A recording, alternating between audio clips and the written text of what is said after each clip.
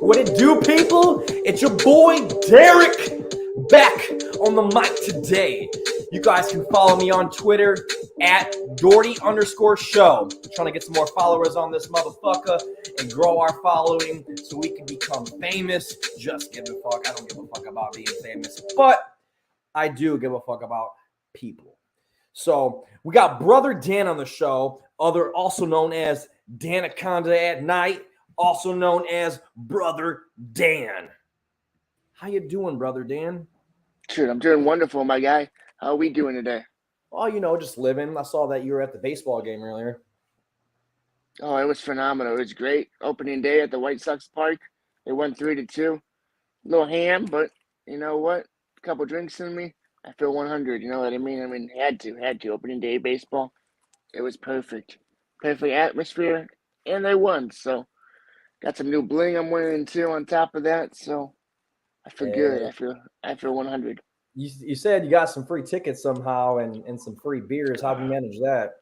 Oh, let me tell you how it happened. The beer lines for the drafts were bad. They had a new beer company that changed all the hoses and everything. They simply just didn't run them long enough. So it pretty much had a very bitter aftertaste from the old hoses, and they almost taste like iron. So I basically had to try multiple different beers. They wanted me to try a couple other ones to see if it was bad, or they could refund me with something else. It didn't work.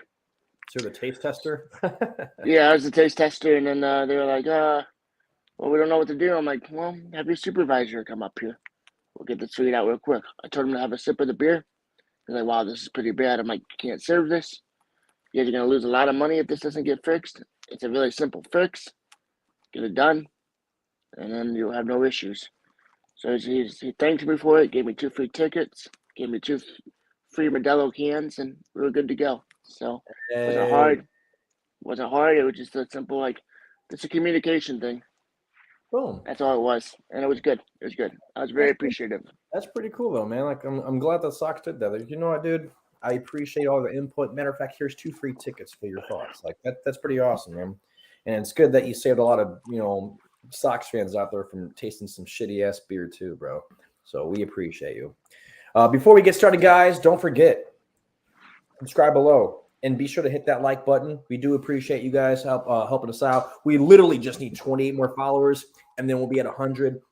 And then we can change the name of our show instead of that random youtube.com/whatever those numbers and letters they are. It'll just say youtube.com/Dougherty Show, which will be epic. Can't wait. We want to give a shout out to our local sponsors that we have. That's Mark Novakovic. You can look him up on YouTube. Just type his name in. Once you type it in, you'll see all the stuff and all the content he does on YouTube. He's a funny individual, and he does put a lot of videos out there that are just absolutely hilarious. Our other girl who lives down in Florida, she's not the local one, but her Instagram tag is messy_Jessie's_art, and she sells art. Go ahead and check that out on her Instagram. It's awesome. They look amazing. And also we have Smitty Black. Don't forget about him. He just came out with this new album. It's great. It's phenomenal. My favorite song on there, I believe starts with S. Oh, fuck. I just had it in my mind earlier. It's like Shop or something like that. But anyways, the album's called The Art of Procrastination. It's on Apple Music. It's on Spotify. It's on all platforms. Go check it out. It's amazing. Or you can just go to smittyblack.com. It's all there. So check him out. And then also we got a new sponsor, one of Danny's friends. Her name is Crystal Brennan. You can check her out through the via Realty Partners. If you're wanting to get a new house, a new home, or just in the real estate market in general, hit her up. That is her email address down there on the bottom. Moving into NFL news today. 2 coaches have joined the Brian Flores lawsuit. Steve Wilks and Ray Horton. And apparently, I don't know if anyone is familiar with this or knows about it. We've been talking about this for a little bit now, but I'll read some information that has come to light over the last week. As alleged in the amended complaint, in 2018, Mr. Wilks was discriminated against by the Arizona Cardinals in a manner consistent with experiences of many black coaches. Mr. Wilks was hired as a bridge coach and was not given any meaningful chance to succeed. He was unfairly and discriminatory fired after just one season. His white GM, who made poor personnel decisions as it was convicted of a DUI during the offseason and was given a contract extension.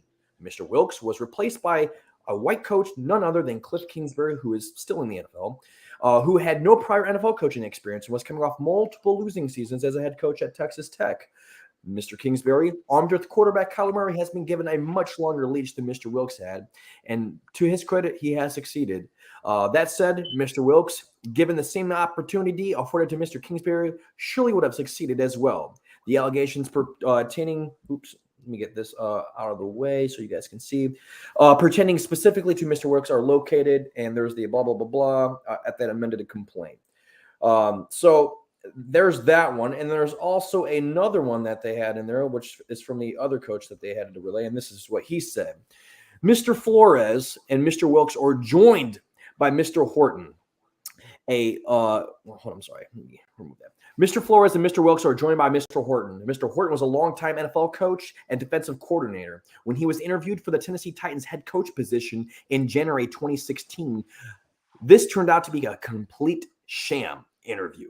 And it's done only to comply with the Rooney Rule and only to demonstrate any appearance of equal opportunity and false willingness to consider a minority candidate for the position. And indeed, the Titans, all-white ownership and management, ultimately hired Mike Mularkey as a white candidate for the head coach position. And then years later in 2020, Mr. Mularkey admitted in a podcast interview with the Titans, told me that I was going to be the head coach in 2016 before they went through the Rooney Rule. And so I sat there knowing I was the head coach in 2016 as they went through these fake hiring process, knowing a lot of these coaches that weren't interviewing and knowing how they prepared to go through these interviews, knowing that they everything that they could do and had no chance to get that job. The allegations pertaining to specifically Mr. Horton are located and blah, blah, blah, blah, in that as well. Now I'm going to show a clip, Danny, so you can see, or not a clip, a video, or not even a video, I'm sorry, a sound. I think I sent it to you already. Where's your name, Danny?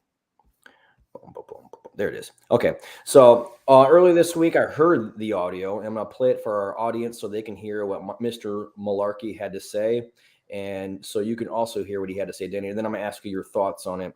Where did it go? Pretty deep. Here we are. Okay.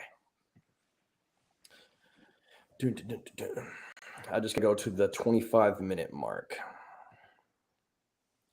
Boom, boom, boom, boom. And let's just move to like right here. Okay. You ready, Danny? Yes, sir. Prided myself in doing the right thing in this business, and I can't say that's true about everybody in this business. It's a very cutthroat business, and a lot of guys will tell you that. But I allowed myself at one point when I was in Tennessee to get caught up in something I regret. I still regret it.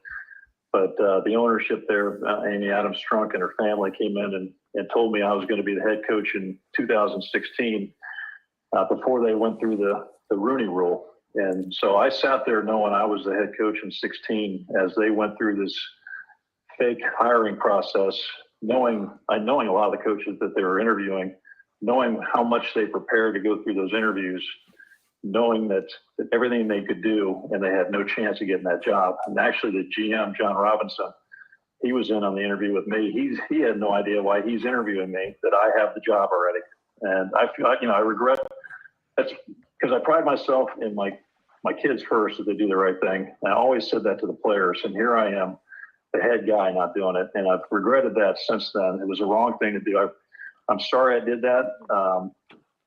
But it was not the way to go about it. Should have interviewed like everybody else and got hired because of the interview, not early on. So that's probably my biggest regret.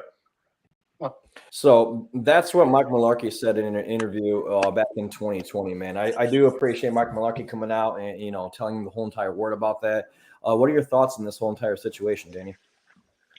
It's like any job application or job process. If you think about it, it's all going to be, I don't want to use the word color-based or race-based, but that goes from like low jobs to high jobs. I'm pretty sure that goes along in a lot of different companies. And that's a bigger picture problem in this the NFL, if that makes sense. It's something that needs to be addressed at some point because, like, what's the point of interviewing if you already have someone hired? You know what I mean? How many other jobs are like that? You know what I mean? And obviously, he comes out. NFL's a prime example. It's a $1 billion organization, so it's obviously it's going to come out that way. But that can happen anywhere. So I think race is still pretty much a big problem in this country. So it's something that needs to be addressed at some point. Everybody has the fair opportunity to be hired, and it should be that way. I So agree. it's something that needs to be addressed for sure. Yeah, it's just a wild thing to think about, and like, me hearing the interview, it's just like, man, like to like, and think about one of the coaches that are going through these interview processes, like like Wilks and Flores and all them, and knowing you're not going to get, or you don't know this, but you're not going to get the job regardless. But somebody else has already been hired for it. Like Brian Flores, was obviously told by Bill Belichick that the other Brian was going to get hired, and he thought it was him, and he just read it wrong. He was trying to congratulate him. It's just wild to think because it affects you. You're wasting literally all your time. They put so much effort and work into that interview to like try and sell that owner or that general manager about what they can do and what they can bring to the table to make their team and organization a whole lot better. Like it affects people's families. It affects the mindset of those coaches and of other black people and other minorities everywhere, because now they're like thinking like, am I even going to get a chance? Like, yeah, I'm going to go interview for this, but like, is this another sham interview? It's always going to be in the back of their mind. It's a psychological thing too that fucks with people's mental health, man. It's not their fault, you know what I mean? But it gives you the point of emphasis, like, hey, do I even try anymore? And I'm just gonna fucking wing this interview if that's the case. If it's fake or not, fuck it. You know what I mean? Like it's embarrassing too when you're a $1 billion owner, you own this professional franchise. I'm assuming you own other businesses on top of that. Shame on you. Shame on you at the end of the day. But hey, if you get caught, you should get fined. If it's more than one incident, you should be forced to sell your franchise, obviously, because you're ruining the integrity of the game. The game's been here a lot longer than you have. There's no place for it, and we need to start weeding these people out from the base. You know what I mean? Get them out of the NFL. Yeah, like if you literally can't bring any integrity into this organization, to the game or the NFL in general, you have no part being a part of the NFL. Even Pete Carroll came out and said, "Hey, nothing is going to change until the owners change. Until the owners actually step up and start doing something, nothing is going to change." That's what Pete Carroll said, and I agree. Like, it's the owners. Ultimately, it's all the way up to the owners on who they hire and who they bring in. If they decide, hey, I don't want this coach, they're not going to bring him in. And it's always in their some of those owners' minds where they think that for some reason minorities aren't as great as white head coaches or white general managers.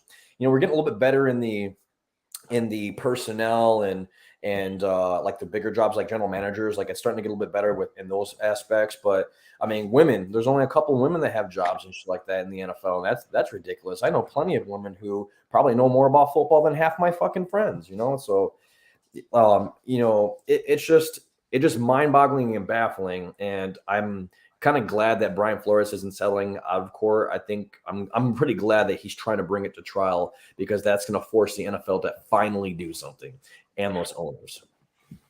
And you gotta put an emphasis too, like, hey, this goes to trial and everything. How many owners are gonna come out of this and be like, hey, the more evidence is gonna come out, be like, hey, they did this too. That owner did that to that coach, and vice versa. There's more people that are gonna come out, and that might look really bad on the NFL. And like, some of these teams might be forced to sell to new people, younger people, and bring new ownership to these teams. You know what I mean? So a lot of these old school guys might not be in power of these teams much longer if you think about it. So yeah, obviously they want to settle out of the court because things could be put to light. But you know what? It should be put out there. So maybe these teams do need to change. Maybe these franchises need to go under new ownership.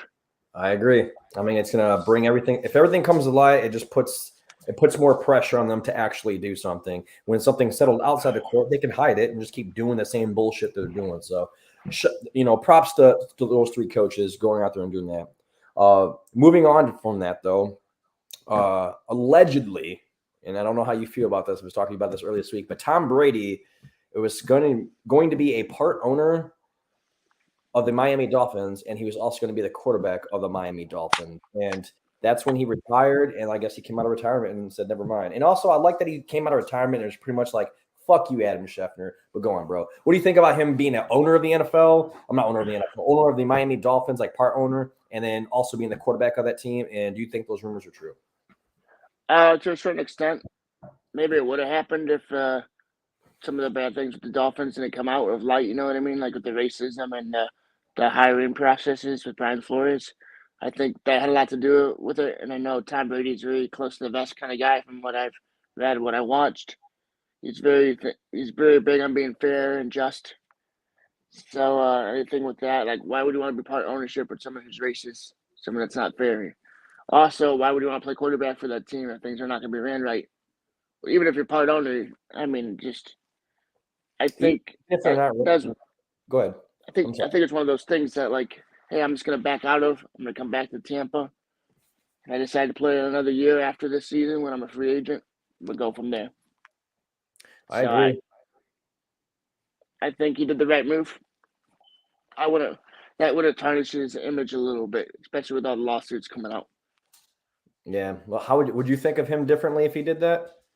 Absolutely, I would have. He's playing for a division rival. Gross. Very gross. I mean, it makes sense. You're still in Miami. You're still in Florida, tax-free, your money and whatever. But, yeah, I mean, that too, that would have bothered me a little bit with the whole, like, things with the owner and the Flying Flores lawsuit. And I'm like, do you really want to – that's like almost a distraction. Because now you're Tom Brady, the greatest quarterback of all time, going to a team that always has some drama, and then your name's going to be brought up 24/7 with that on top of that. It's almost like a distraction. I think it would have been bad for the team. So yeah, I agree. I'm glad he didn't do it. It'd definitely be a tarnish on his legacy. And it's also a thing that Brady just loves to win. He hates to lose.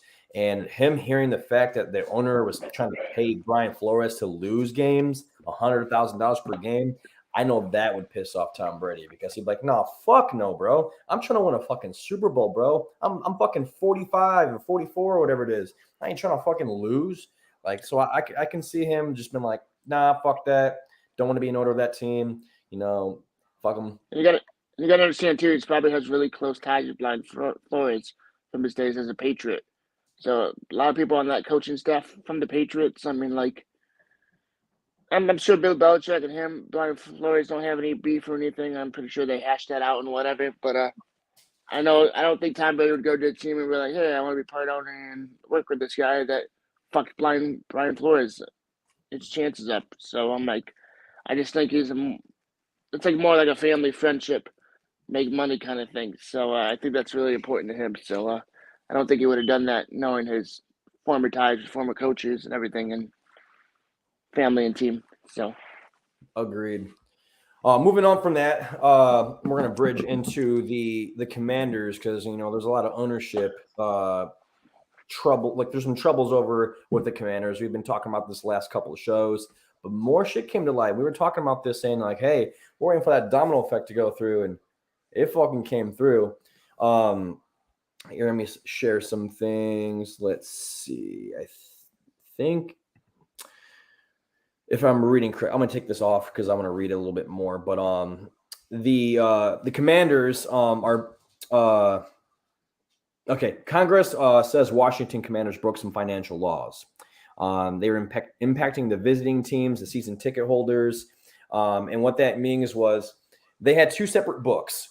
They had one for the government. And obviously, you don't want to fuck over the government because they'll fucking take everything from you. And then they had one for the NFL owners. And pretty much what they were doing was skimming off the top from the NFL owners and not doing that sharing the revenue because they have a revenue sharing thing, for players that get signed and stuff like that. All this money goes into a pool so you can play these people. But what they would do is like they would host games, for like I think college football, and then what they would do is say that the money that they made for college football was the stolen money that they took from the owners, and they were able to keep it because they don't share that money with the NFL when they do the college football games. So they were stealing hella money from NFL owners. And now, if I was an NFL owner, that doesn't sit well with me, because if I was an NFL owner, like I'm sure some of them have thought about that before. Like, yeah, let's fuck over Dan Snyder, man. Let's see if we could just take money from him. I'm sure some of them have thought of it, but they're like, nah, because if I do this, it's gonna come to light. They're gonna find out, and I'm gonna be forced to sell my fucking team. Dan Snyder didn't give a fuck. He just like, hey, I'm gonna do this and just deal with the repercussions later. And in addition to that, not only was he fucking over the owners, he was fucking over season ticket holders as well. And what he would do is he told it, and he would set this down like a chain of command. He said, make it completely impossible, like to where people can't get refunds for their season tickets. If you're a season ticket holder, I'm sure that does not sit well with you. If you're a fan of the Washington Commanders, I'd be fucking pissed if I bought some tickets and I'm trying to get them refunded and I can't. You know what I mean? Let me kick my dog out. Go ahead. But what are your thoughts on this whole entire debacle? Look at the product they put on the field. It's completely trash. I mean, it hasn't been good. I'm assuming they're over the salary cap at this point. They don't have a lot of space to sign good players. They're usually last to bottom in the league and everything. I mean, and they're still making all this money on top of that. They're ripping off their season ticket holders. They're ripping off the other owners. If I'm not mistaken, when you buy a professional team, you got to get voted in to see if you can buy it, like to be part owner or whatever.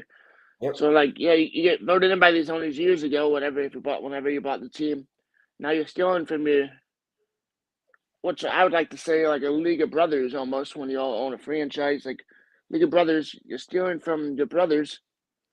There's only 32 of them. Yeah, so like, dude, you're fucking all of them over, and you're taking money from them, and you're making that bad on the NFL as a whole because it's a $1 billion organization. It's a $1 billion corporation. I mean, people look up to this stuff. You're making a bad name where people are not going to watch anymore. So you're tarnishing the league by doing that. You're tarnishing your organization by doing that. And now the government's going to get involved, and it's going to get really, really nasty once they get involved. More dominoes are going to start following. Yeah, and I think it's going to get a lot worse before it gets a lot better. And I think he's going to have to sell. And I know his wife was at this point. You got to think of. If I'm one of the 32 NFL owners, I don't want this fucking guy. I don't trust him no more. Even if he like goes through all this bullshit, would you want to keep him in the league still? Like, fuck no. He didn't pay me. He owes me money. Fuck him. Get him out. Absolutely. And I know his wife's been running the organization while he's taking a leave of absence.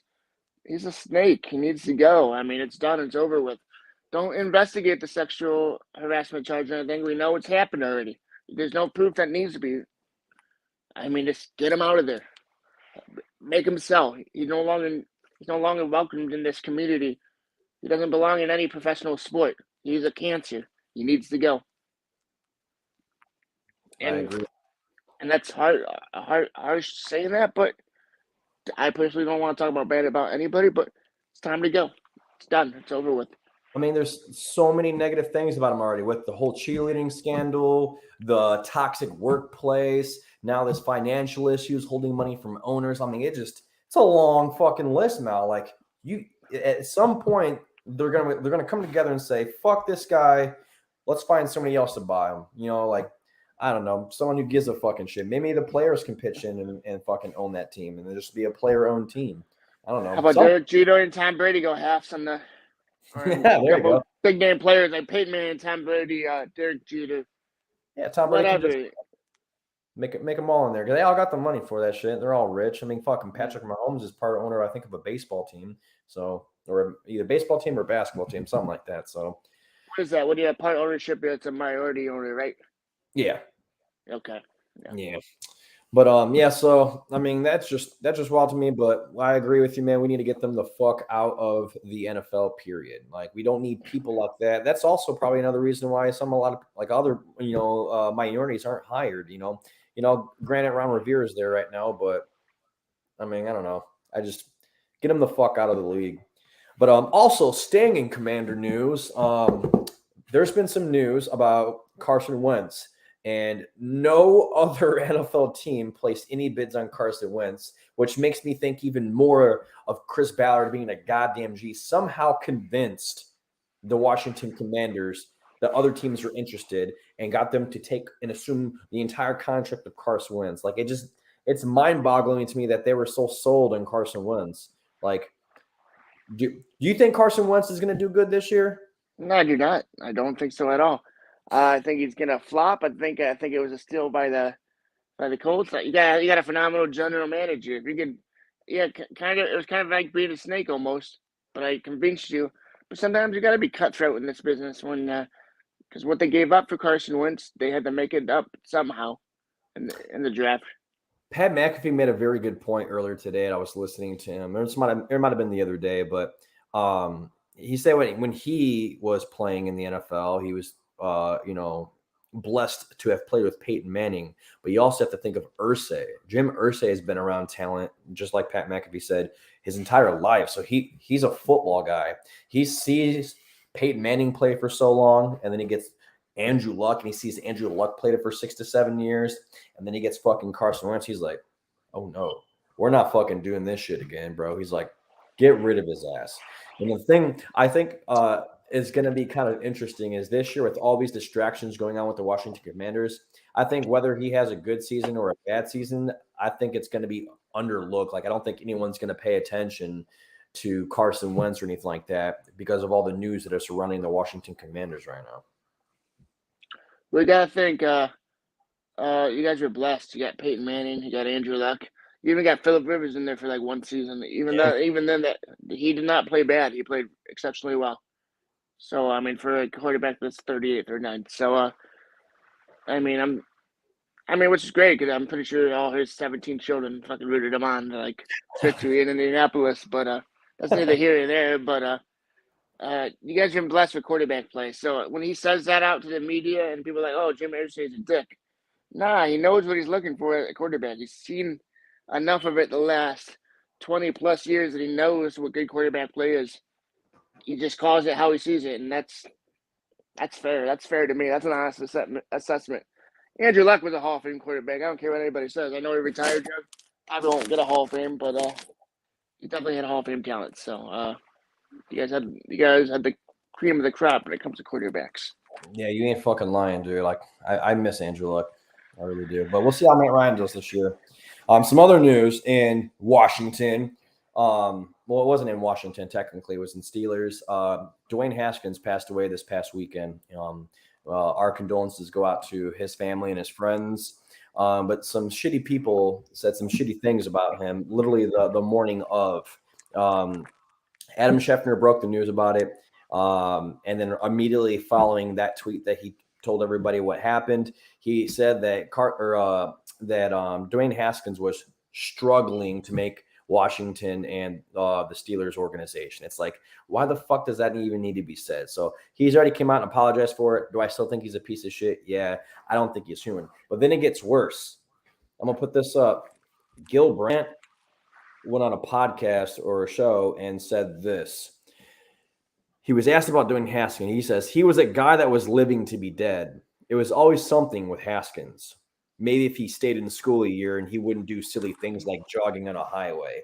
Like, are you fucking kidding me? Like, when I read this, I'm like, there's no way this is true. So then I went and looked, and sure enough, it is fucking true. I'm like this just baffles me that people think about, like, this dude just died. He passed away. And that's the only thing that you can say about this man? Like, you just negative shit? You can't just like, condolences go to the family. You know, this guy was a great, exceptional player. Like, you hear so many stories about people that have interacted with him talking about how great of a human that he is, even not just on the field, but off the field too as well. Dude had loads of potential. He was, if anybody could fix him, if like not fix him, but it didn't work out over at Washington. But I don't think he was given a fair opportunity over there, especially with everything that's going on. And he came over to the Steelers organization, and it's Mike Tomlin. Like Mike Tomlin is a GOAT coach. Like he is so good at what he does, and I just heard stories about him staying, open to close longer after practice and doing other stuff and watching film and helping everybody out in the Steelers community. Like he was really setting over there in Pittsburgh. And for Gil Brandt to say that, man, it's just like, dude, you're just not a nice human. You're a horrible person. But what are your thoughts on this, Danny? It's not about football at this point. Yeah, maybe he would have lived up to his potential or not, but it's a game at the end of the day. I mean, it's entertainment. I like watching football, but you're still human at the end of the day, whether you live up to your potential or not. You still have human emotions and feelings. Respect the fact that the guy died. Respect the dead. Respect the family member and friends, the people he played with, the college, the high school, the NFL. I mean, he had brotherhood. I'm pretty sure he was loved by a lot of people. You know what I mean? So, like, you made this strictly about football not being good and dragging on the highway. I mean, he's dead. There's no bringing him back. There's no reset button. It's not a video game. I can't hit restart. He's dead. Respect that. Respect him and his family and his friends.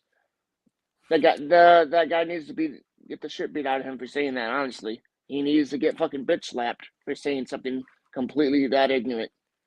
That is super unprofessional and super disrespectful on so many different levels. He should be banned from speaking on the radio this year.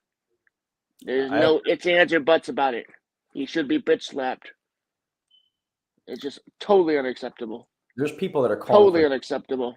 There's people that are calling for him to be removed from the Hall of Fame. I'm like, yeah, I agree with that. Like, who the fuck deserves to be in the Hall of Fame that has a mind like that? Like, that's just horrible. No one, not any human being should be talked about that when they pass away. Yeah, remember how the person lived, not how they went, and like, you're saying that after he's dead, like, it's totally wrong. It's totally unethical. It's just despicable.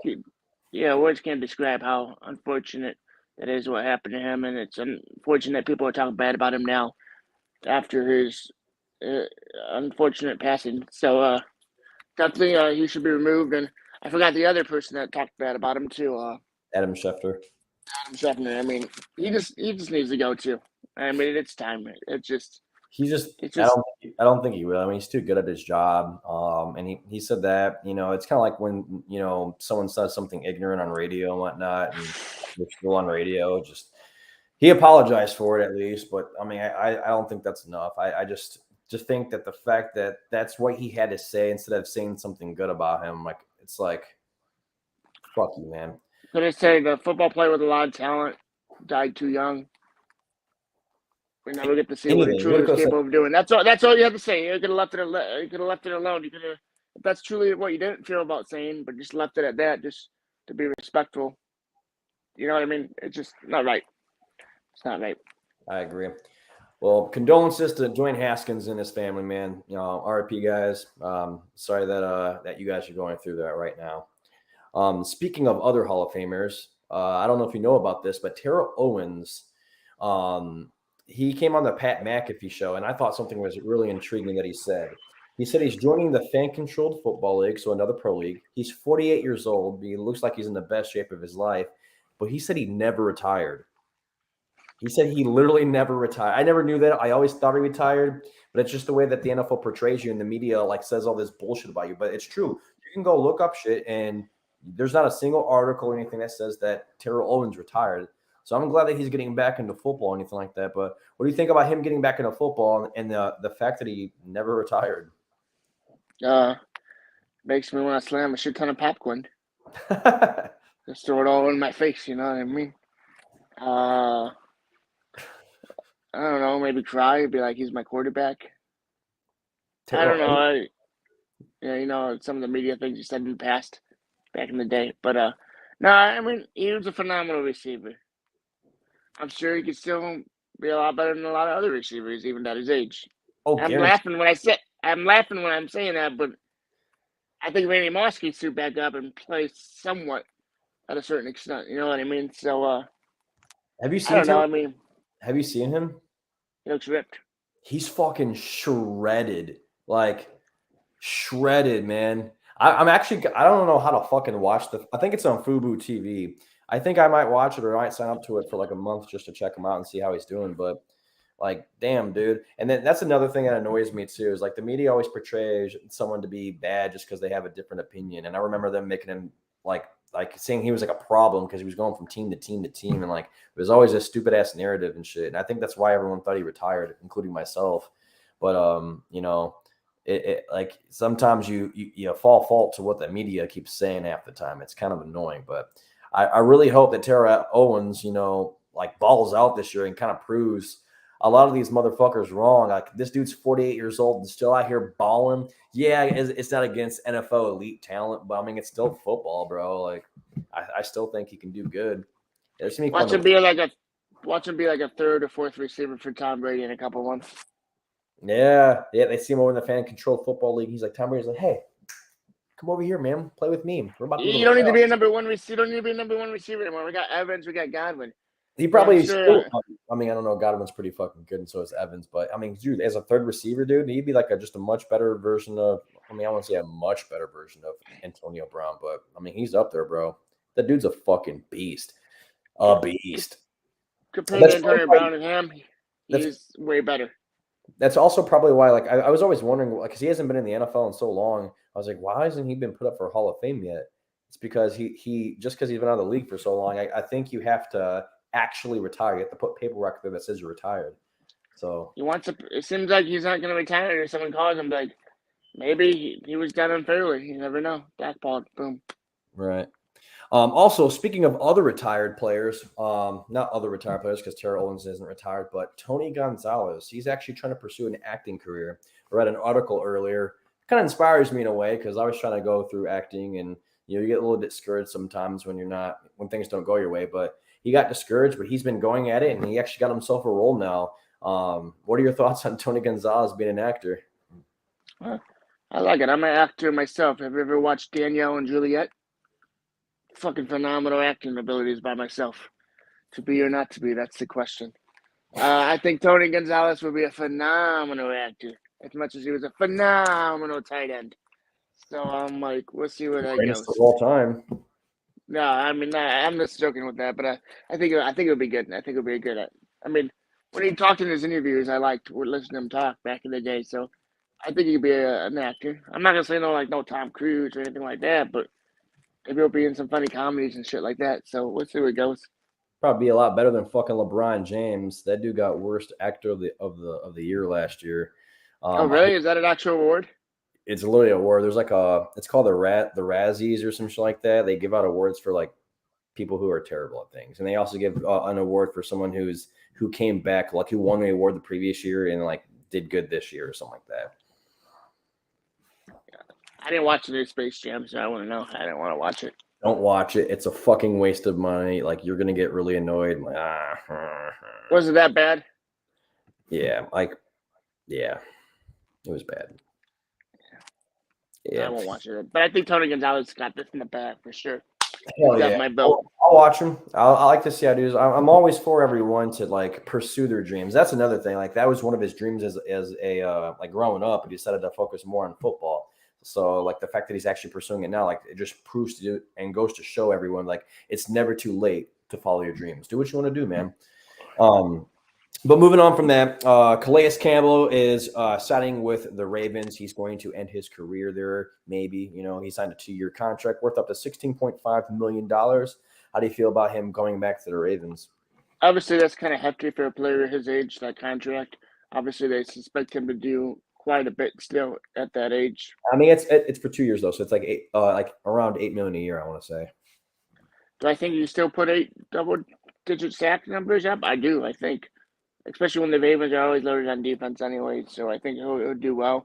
I don't think he'll finish his second year, though. I think year one, after this year, he'll be done, but that's just me personally. He was phenomenal as a Cardinal. He did play for the Jaguars for a little bit, too, if I'm not mistaken.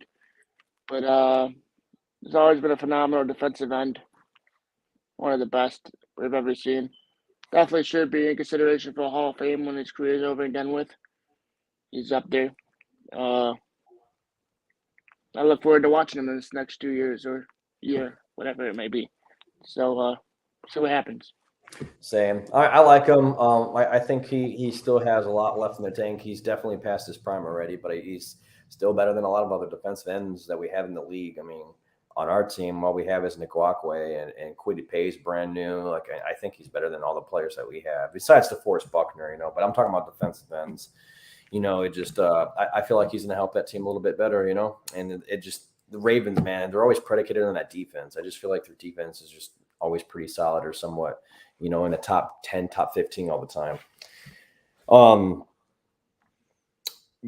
was going to say, moving on to someone that's also in their division, there's Baker Mayfield, and then someone outside the division, Jimmy Garoppolo. Do you think those two men are going to be traded before the draft hits, or do you think they're going to get traded during the draft, or do you think they're going to stay with their current teams? Jimmy G will stay one more year, then be released. I think Baker Mayfield will stay with the Browns as a backup. I don't, because what they want in return for Baker Mayfield, they're not going to get. They want a first rounder. He's not worth a first rounder. Kind of reminds me like a cancer in the locker room. You know what I mean? So I don't know if it's definitely going to be worth all these picks that they think they can get out of him. But I think Jimmy Garoppolo is going to stay one more year just so the kid under him can learn. I still think Jimmy G is the best option at quarterback they have right now. I think that quarterback they drafted last year, I can't remember his name on the top of my head. Trey Lance. Yeah, Trey Lance. He needs to sit one more year. I firmly believe that. So I think he's going to be the future, but I think Jimmy G plays there one more year. I think Baker Mayfield ends up being a backup. I have some predictions. I think that Baker Mayfield is going to be, and I also think Jimmy Garoppolo as well, is going to be traded on draft day itself, or literally close to draft day. I think that they're going to get traded to a different team, so that way that team doesn't have to focus on a quarterback in the draft. And also to make a bold prediction about the draft, I think only one quarterback goes in the first round. But I'm not going to say who. But I think only one quarterback. I think the rest of these talents are going to fall back because realistically, out of all these quarterbacks that are, in the draft this year, are any of them worth paying that much money for first round talent? Like, are you willing to mortgage your future and pay some of these quarterbacks that are like second or third rounders realistically first round money? I think Pickett's going to be really good, though. Yeah, we'll see. We'll see. Yeah, I just think this is going to be one of the craziest drafts of all time, I think. I think there's going to be a lot of trades and a lot of, like, surprise picks that people aren't used to seeing. And I think Baker Mayfield and Jimmy Garoppolo are going to be traded on draft day. Moving on from that, we do have some crazy news. So the XFL has this thing where they call it microchipping, and they put these chips inside the football, and they don't have the guys that move the chains, like the two men that move the chains and shit like that. They just have this and it's not perfect, but that's why they're trying to test it out in the XFL. But they're going to have a football have a microchip in it, so that way where the first down's at all the time, and if they got it or not. Dude, I would change it if they can get a pinpoint accurate. That would change the NFL. Literally, I mean, why the fuck do you need two men off the this has been happening for 100 years, or not even 100 years. I mean, I'm being ridiculous right now, but I mean, it's been happening for a long time. Why are two men still on the fucking field with chains? We have technology to do shit nowadays. We got instant replay where you can literally super see something and see if someone touched a fucking ball. How the fuck can we not pinpoint and use some technology to put in these fucking footballs to let them know hey, there's a fucking first down? Go ahead. Do you want fucking Skynet controlling the whole NFL, Major League, and everything? Terminators coming up from the ground up and start dictating how us humans should do things, my friend? Listen. It ruins the old school style of the game. I'm very old school about it. I like the human error of things. You know what I mean? I don't want fucking Skynet out there be like, this does not compute. this ref must be terminated. And, like, listen, we need the old school era of the game. They're going to be mistakes. That's what makes it controversial and fun to watch. I think if it's always perfect, it kind of takes away from the game and it's boring. So I do like the striped mofos that make mistakes once in a while. I mean, you say that now, but then it comes to the Patriots and they're in the playoffs and they're, I don't know, going against a division rival or something like that. And next thing you know, they're trying to determine whether they have a first down or not. And it's clearly a fucking first down. But now, if they had the microchipping in, it would be a first down. They would recognize, yes, this is a first down, but you got to use the chains, bring them out. Maybe it's fucked up. And now it's on a first down. Now you're pissed off. Wow, if we had microchipping, it would have been a first down. But yeah, I'm a Patriots fan. Bill Belichick will find a way to bend the rules so we get that first down. Hey, here you go, ref. Here's $100. Man, just first down, man. First down. All right, listen. Hey, it's what we do. We'll deflate the footballs. We'll do whatever we got to do to win. Hey, you ain't lying. You guys do whatever it takes to win, and then next year they come out with a new rule that says, "Hey, we're not doing this shit anymore. We don't allow this. We don't like it. It's not fucking happening." No. It's all the Patriots. Yeah, it's literally the Patriots. Yeah, but honestly, I don't even think they're gonna make playoffs this year. But that's just me. But whatever, whatever. We'll see. We'll talk about that on another show. Fuck you. We will once the draft comes. After the draft comes, we're gonna make our predictions on who's gonna win the division and who's gonna go to the Super Bowl and who's going to win the AFC Championship, NFC Championship, all that stuff. But I appreciate you being on the show, Danny. I appreciate everybody listening. Don't forget, subscribe below. Be sure to hit that like button. Again, shout out to our sponsors, Mark Novakovic on YouTube, Messi_Jesse's art on Instagram, SmittyBlack.com on all platforms. Check them out, The Art of Procrastination, and our new sponsor, Via Reality Realty Partners, Crystal Brennan. There's her email there right there. So appreciate you guys listening. Follow me on Twitter at the Dougherty_show. I've been arguing with Twitter about just making it Dougherty Show. Some dude's got fucking Dougherty Show and it's suspended. It's been suspended for like 4 fucking years. Give me the fucking shit, Twitter, whatever. I'll stick with underscore for the moment. But I appreciate everybody listening, and everyone have a wonderful night. Have a God bless night. Thank you all. Love you.